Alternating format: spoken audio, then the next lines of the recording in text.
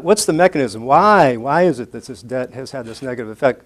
Okay, we didn't address that directly, but the standard mechanisms are that if the government borrows too much, they crowd out productive private investments. You lose that. Secondly, so this is a set of 100 countries, including a lot of low-income countries. Sometimes excessive government debt results in inflation. And whether it does or not depends on where the government does with its debt.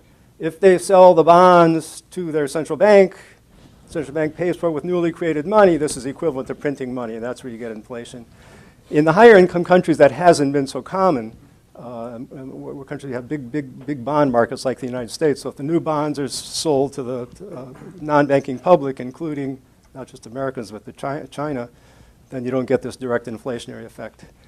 Okay, so you may get investment crowded out, you may get inflation, and then the third one is just paying the annual interest on the debt is a problem. It's getting bigger, and it's something you sort of have to do, so it's not discretionary, you sort of have to do it.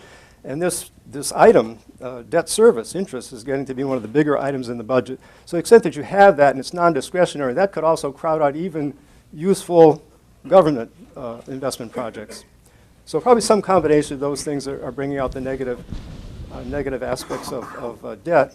So what can one do about this? So we have a little proposal related to this paper, and our proposal is fairly simple. So it's to provide some systematic fiscal limits for the government, and specifically impose a debt relative to GDP target ratio, not to exceed the threshold. So if you take the threshold around 77%, maybe a number like 80%. So impose on the Congress, or Congress impose on itself, we will not have a debt bigger than 80% of GDP.